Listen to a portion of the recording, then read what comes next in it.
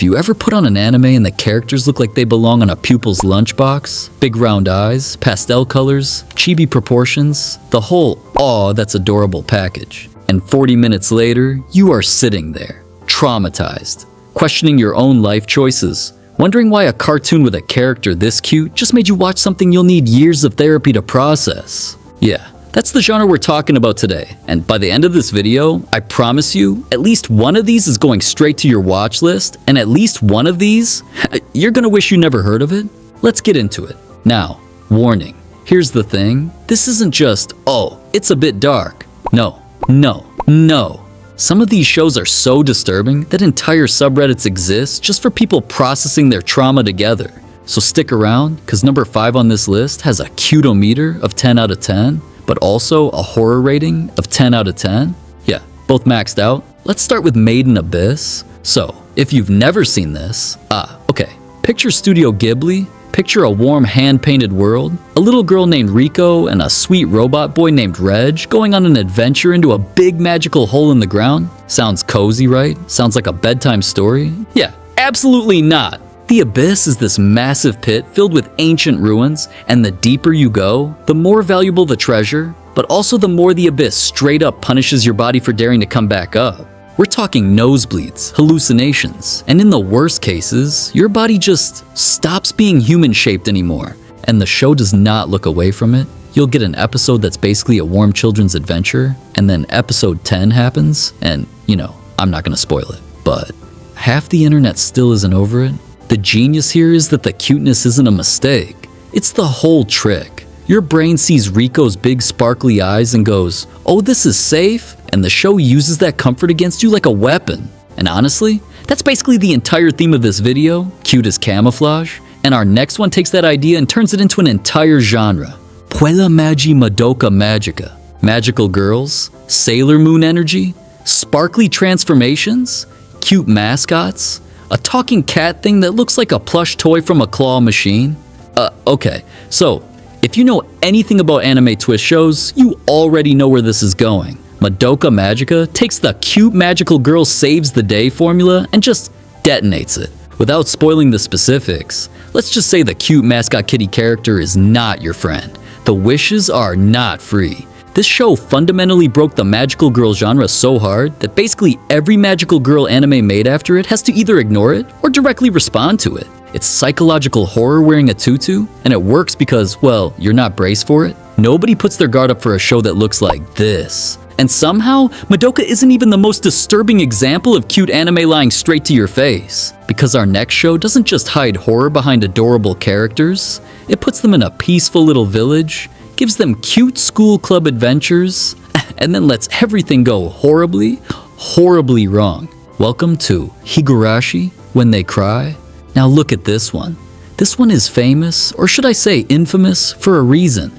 Mo character designs, the big-eyed, soft, everyone's best friend school anime look, a sleepy little village, cute girls doing cute club activities, and then the horror hits like a truck. Higurashi is legendary for its gore. Honestly, some of the most graphic violence you'll see in mainstream anime, combined with this creeping paranoia where you genuinely cannot tell who's about to snap. That contrast, that soft, cartoonish art rendering something genuinely brutal, is exactly why this show became a cult classic. It's uncomfortable specifically because your eyes are telling you one thing and the story is telling you another. Alright, so far we've done children's adventure, magical girl, and cozy village mystery. Think we've covered every cute genre there is to corrupt. We have not. Buckle up, because number 4 takes wholesome school anime and does something genuinely unfair to it. School life. So on paper school life, and I mean literally on the poster, this looks like the most harmless slice of life school club anime ever made. Cute uniforms, a rooftop garden club, a golden retriever energy protagonist just living her best school life. But here's the twist, and it's a legendary one in the anime community. This is a zombie apocalypse survival story. The show hides that from you on purpose. It frames the entire opening through the eyes of a character who is, let's say, not processing reality correctly. And once that filter starts cracking, school life becomes genuinely bleak, isolation, grief, the collapse of normal life, all wrapped in an art style that still looks like a Saturday morning cartoon.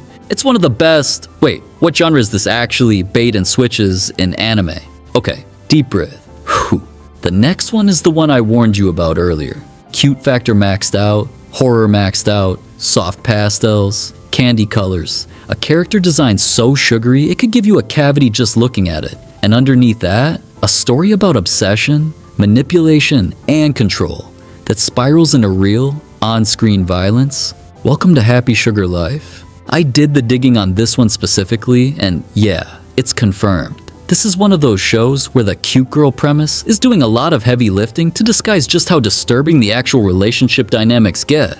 It's not played for shock value either, it's genuinely unsettling because the show commits to showing you obsession from the inside. You know that feeling when a story makes you go, wait, am I supposed to be rooting for this person? Yeah, that's this whole show. Okay, we've got 2 left, and honestly, these might be the 2 most well-known cute but traumatizing anime on the entire internet. If you've spent any time in anime spaces, you already know their names.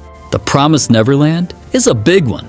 Warm, orphanage-style character designs. A mom figure who bakes and tucks everyone in at night.